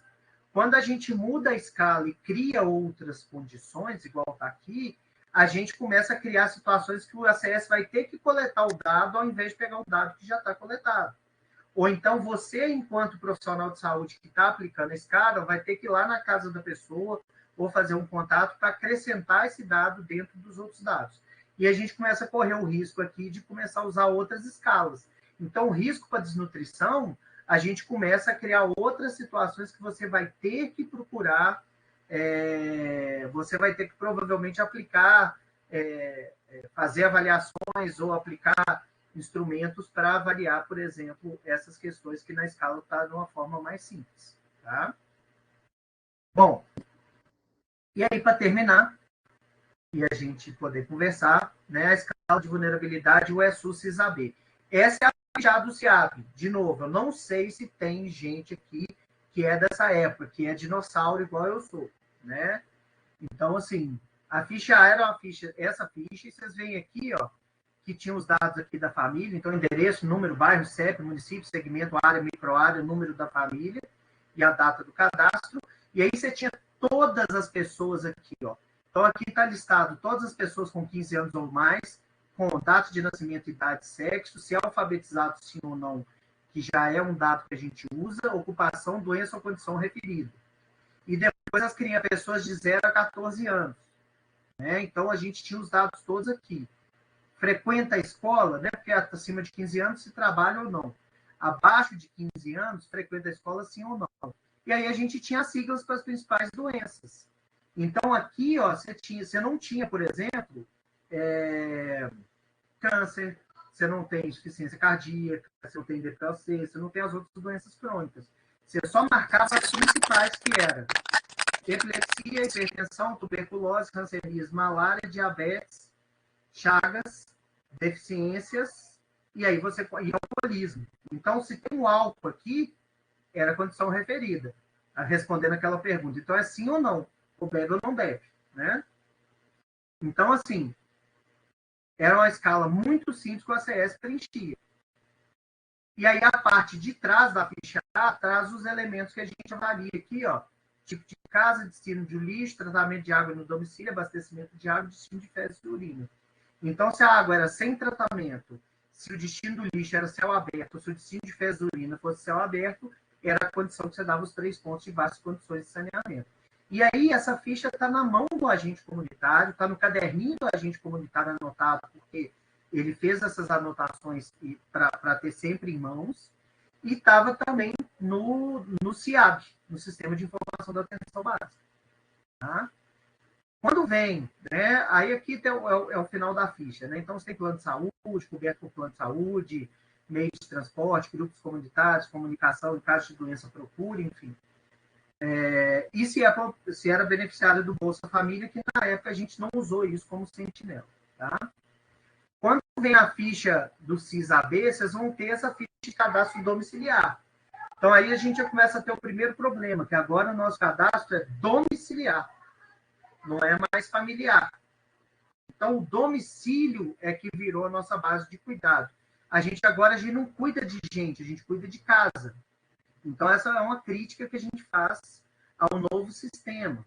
Mas, enfim, o governo também sempre considerou que a gente também não é gente cuidando de gente, mas a gente é casa cuidando de casa, a gente é posto de saúde cuidando de... Diga, filho. Você está pelado. Sai aqui, peladão. No meio da aula aqui. Então, o que a gente tem aqui? A gente tem a vinculação que é feita com o serviço, né, com a unidade de saúde, com a casa unidade de saúde, e não com as pessoas. Se vocês mudarem de unidade de saúde, os pacientes que vocês cuidam não vão com vocês. Então, eles são vinculados à unidade. Então, é casa cuidando de casa. E se as pessoas mudarem de casa, elas também não vão continuar sendo atendidas no seu posto de saúde. Então, é endereço cuidando de endereço, é CEP cuidando de CEP. Né? Mas, enfim, essa é uma lógica do nosso sistema de saúde, e aí, na hora de fazer o cadastro, isso mudou. Então, a gente agora não cuida mais de família, a gente cuida de casas. Mas, enfim, aí são os dados que estão aqui.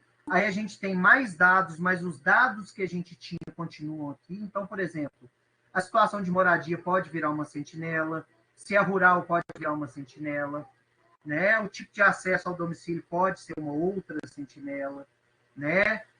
Condição de posse e uso de terra, como, por exemplo, poceiro, arrendatário, pode ser uma sentinela, né? E aí, mas aí, de qualquer forma, continua aquilo que a gente já fazia lá no CIAB, ó. Abastecimento de água, água para consumo, forma de escoamento e destino do lixo, continua aqui. Tá? Tem animais no domicílio, que aí também é difícil, porque ao mesmo tempo que o animal pode transmitir doença, ele também aumenta a sobrevida, por exemplo, do idoso. Então, não necessariamente é uma sentinela boa nenhuma. O número de família, o prontuário familiar agora só pega o CNS do responsável. Então, se a gente lembrar lá da ficha A do CIAB, na ficha A do CIAB já tinha todas as pessoas que moram na mesma casa e que são da mesma família, aqui é só o responsável. e a partir do responsável você vai descobrir as outras pessoas que moram nessa casa. Então, não está tudo na mesma ficha, você vai precisar de outras fichas. Mas, a partir disso aqui, você consegue identificar todas as pessoas que moram no domicílio. Tá? E aqui a ficha de cadastro individual, que também, da mesma forma, ampliou as nossas possibilidades. Então, ela tem aqui tem os mesmos dados, né, de cadastro, mas ela tem uma série de outros dados aqui que são muito mais completos do que o que tinha na ficha A do SEAD. Então, tem a relação de parentesco com o responsável, e aqui você vai ter o nome, né, ou pelo menos o dado do CNS do responsável familiar para você fazer o link. Mas, enfim, você vai ter o grau de instrução, você vai ter a situação no mercado de trabalho, inclusive as questões de autônomo sem previdência, se desempregado ou não trabalha. Tem um dado aqui que pode ser muito útil, porque, por exemplo, criança de 0 a 9 anos, se fica com outra criança ou se fica sozinha, esse pode ser mais uma sentinela que a gente pode pensar em incluir. A questão da orientação sexual e identidade de gênero, que a gente sabe que famílias que têm heterossexuais, que têm homossexuais ou bissexuais, transexuais, são famílias que geralmente têm mais vulnerabilidade, né? As deficiências continuam aqui disponíveis, mais ampliadas agora com visual e auditiva, né? E a respeito de doenças, o que a gente tem? A gente tem a questão do tabaco, álcool e outras drogas. A gente continua tendo aquelas doenças, né? Hipertensão, diabetes, tuberculose, canceríase, mas a gente tem espaço para mais doenças ainda, né?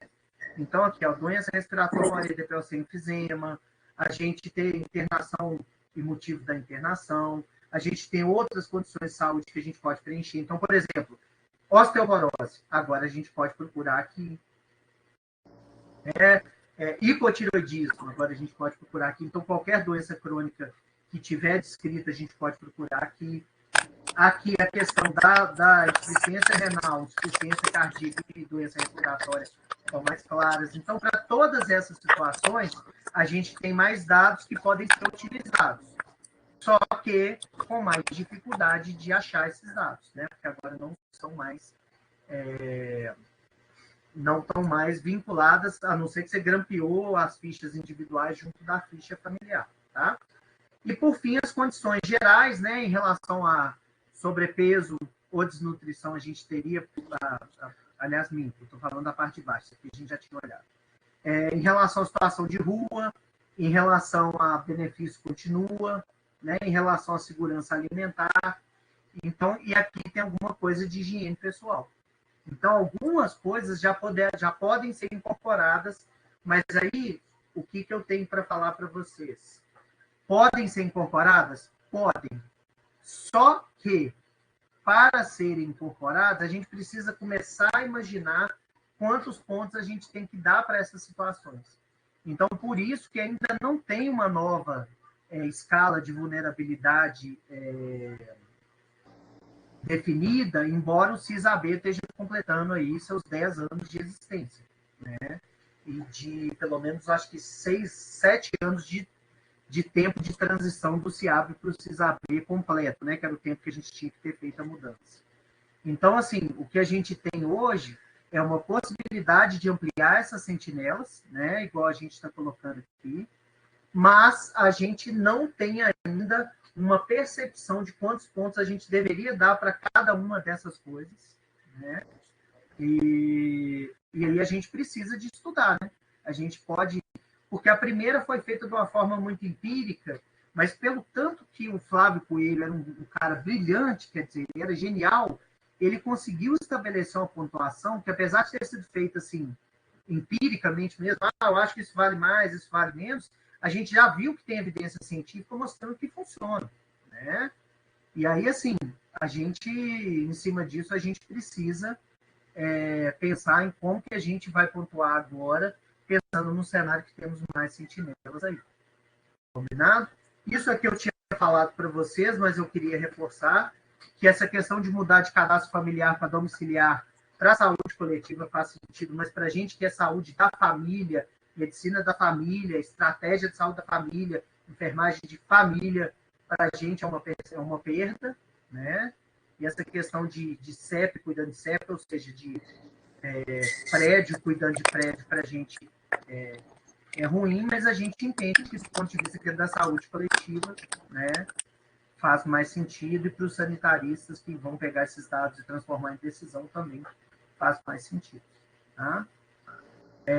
Lembrando que a gente cuida de pessoas e aborda família e não cuida de imóveis, e que mesmo situações de risco e vulnerabilidade podem ser mutáveis de acordo com a família que viverá ali, ou seja, famílias menos vulneráveis têm mais capacidade de lidar com o risco dentro do mesmo domicílio. Às vezes vai sair uma família mais vulnerável e entrar uma família menos vulnerável, e isso vai modificar a nossa realidade. Então, nós não cuidamos daquela casa, mas das pessoas que moram lá. Tá?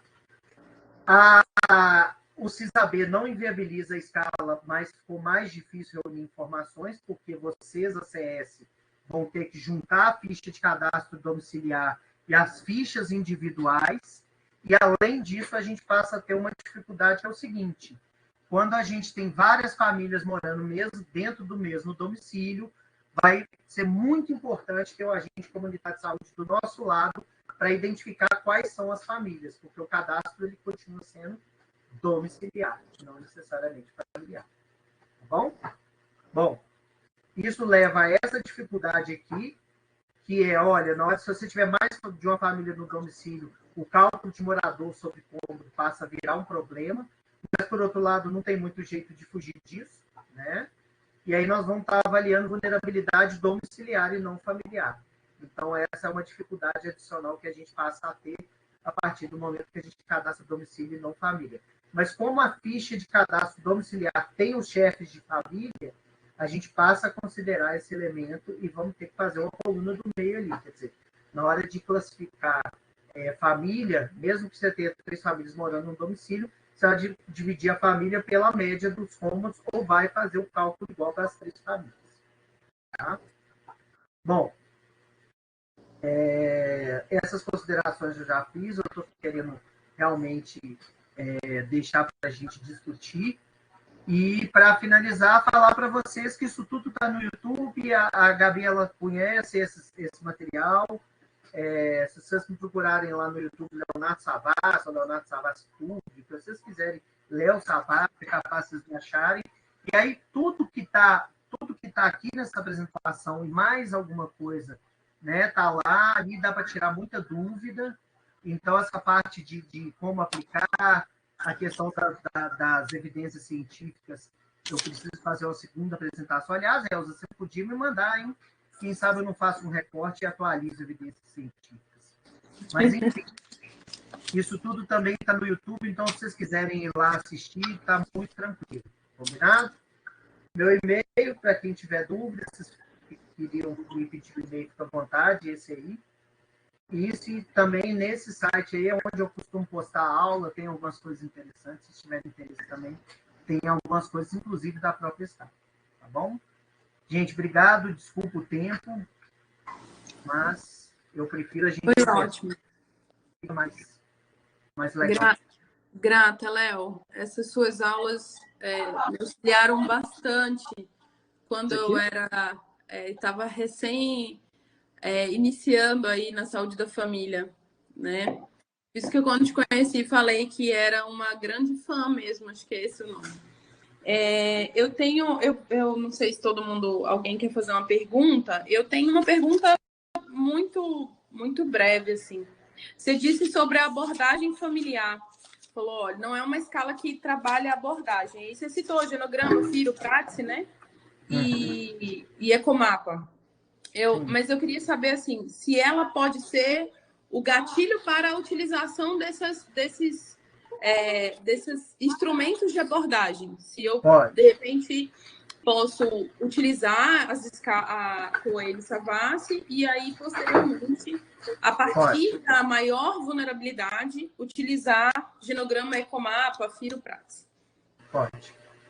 Pode, assim, na verdade, essa questão do uso das ferramentas de abordagem familiar, ela traz justamente essa...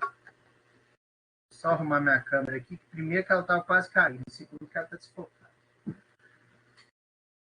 Mas essa discussão, assim, a primeira é essa, né? Quer dizer, a gente vai fazer isso para todas as famílias, nós vamos aplicar as escalas todas de genograma, ecomapa, FIRO, Praxis, Apga, círculo familiar, enfim, essas coisas todas. E a segunda discussão é essa, né? A escala, ela seria útil para isso? Eu acho que sim. Eu acho que a gente pode optar por aplicar todas essas ferramentas, né, para todas as famílias, ou aplicar pelo menos genograma e talvez ecomapa.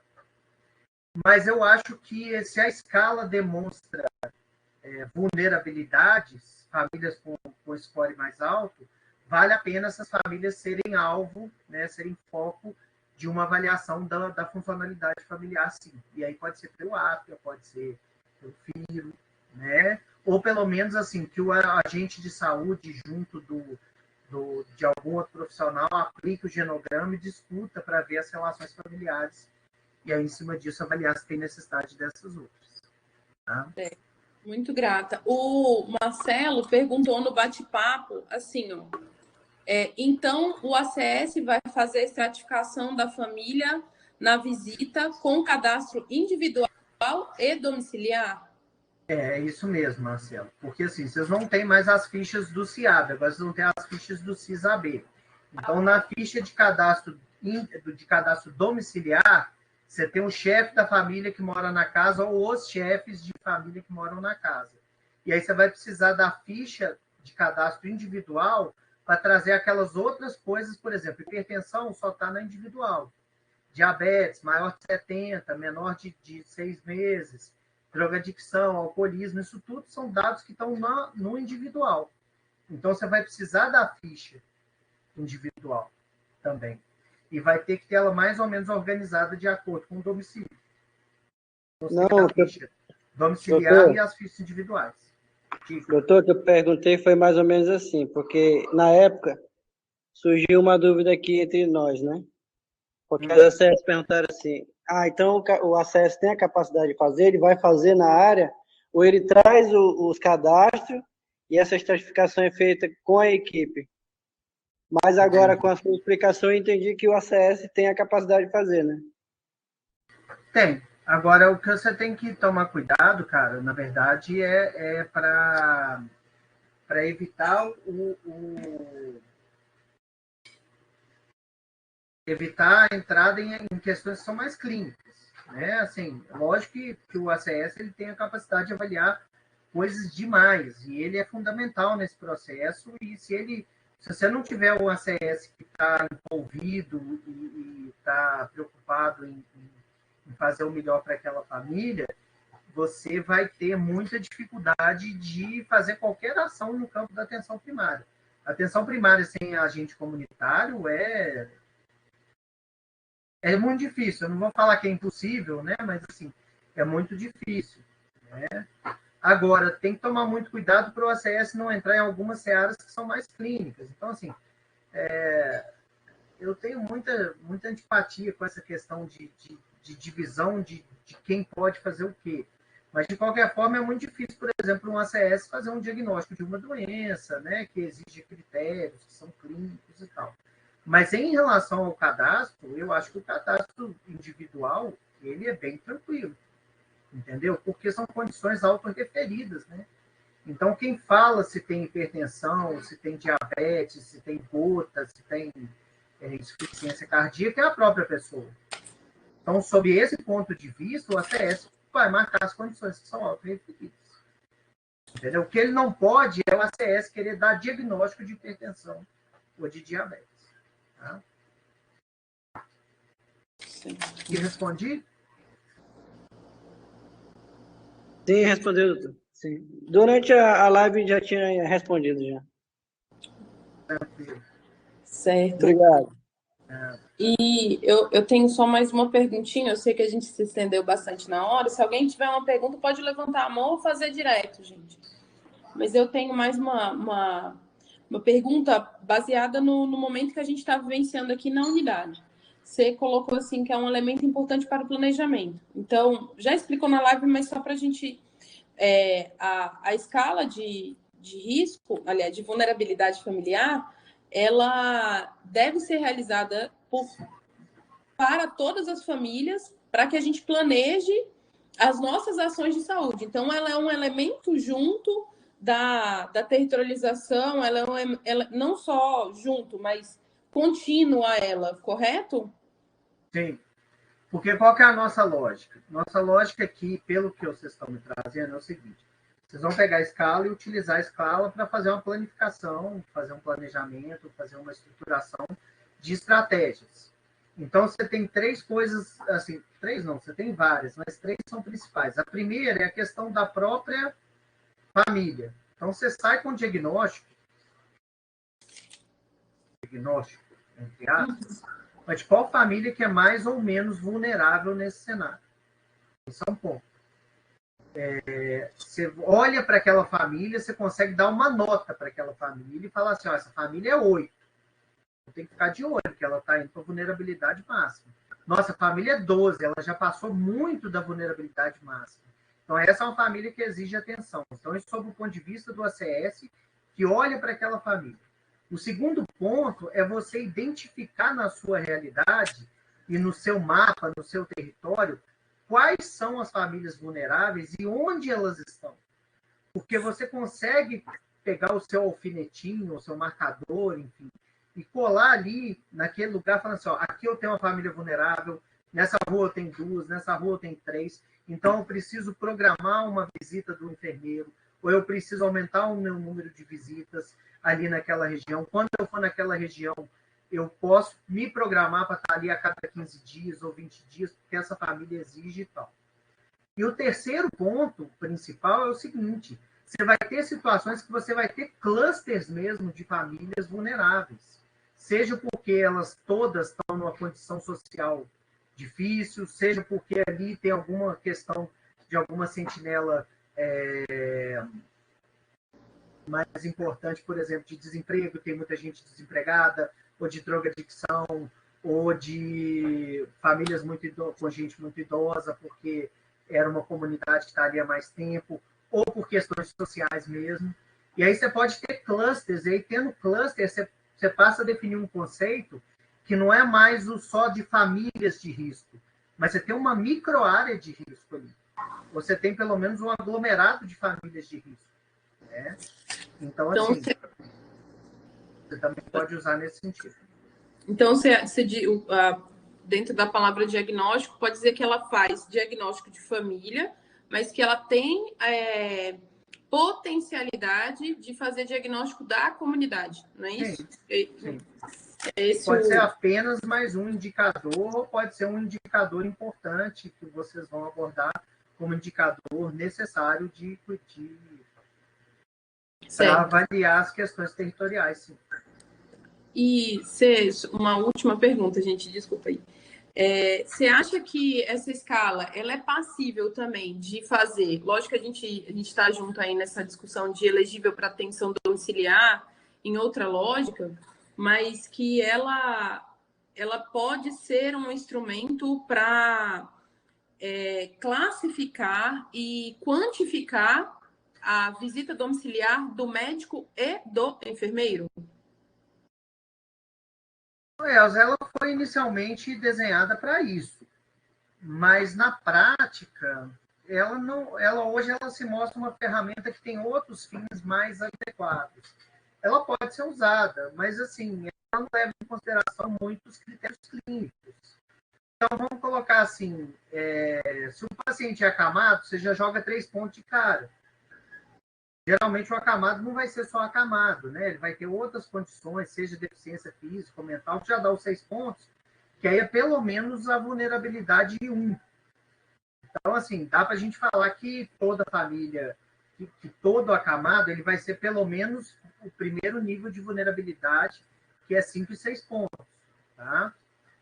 Mas, assim, a gente tem critérios clínicos que, para a visita domiciliar, costumam ser muito mais importantes, tá?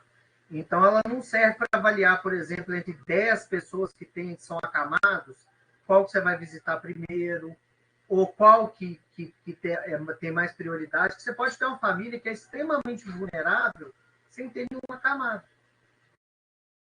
Entendeu? Então, a Sim. família que tem, por exemplo, a família que tem muita gente, 5 deles são hipertensos, está 10 pontos, mas nenhum é acamado. Entendeu?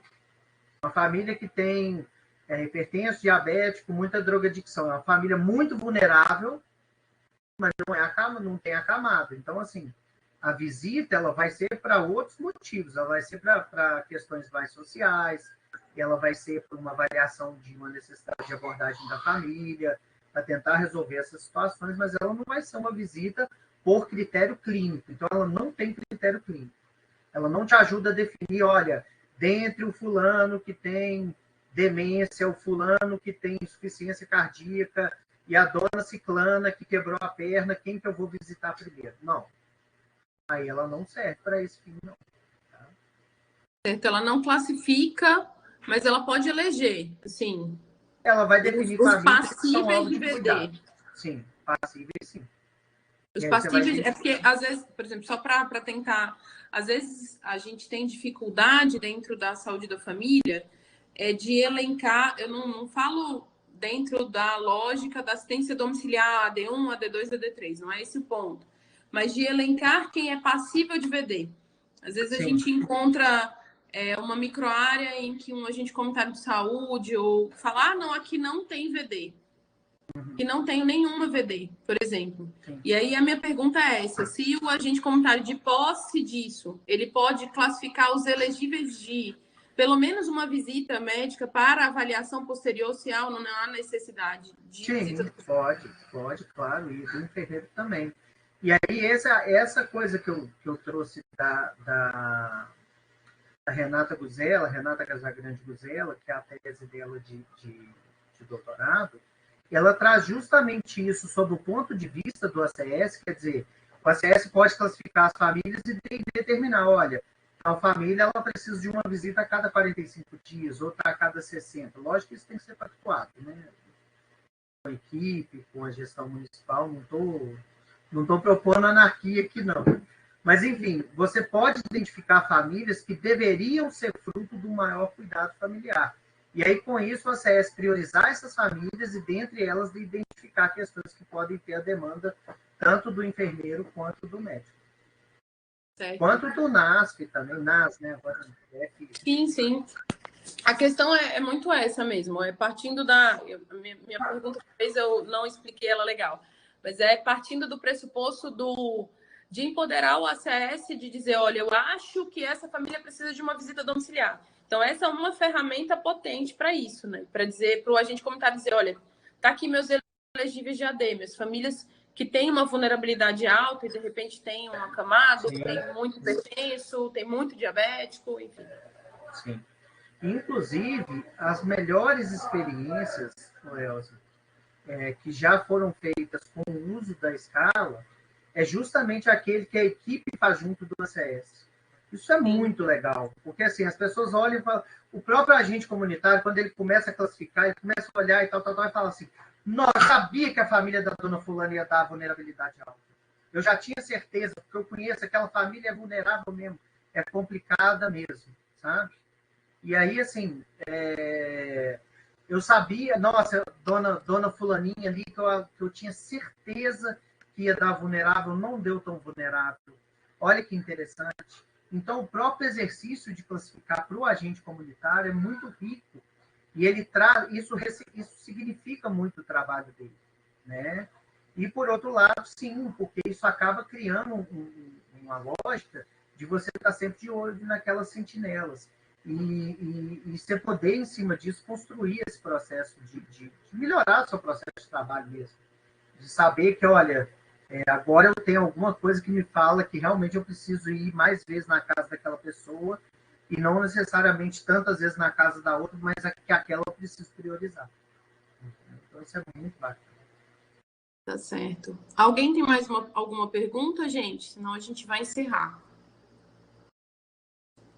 Eu acho que encerramos. Léo, muito, muito grata, tá? Pela tua participação. A gente parou aqui o expediente para poder te ouvir, então a gente tem muita gratidão aí pelo teu tempo, que a gente sabe que você é corrido. Grata mesmo, tá? Acho que toda a unidade ficou muito feliz com a sua participação. Beleza, muito bom. Um abraço.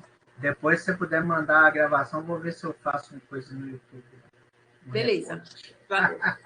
Valeu, Léo. Tchau, Tá bom. Tchau, gente. Tchau, pessoal. Tchau, tchau.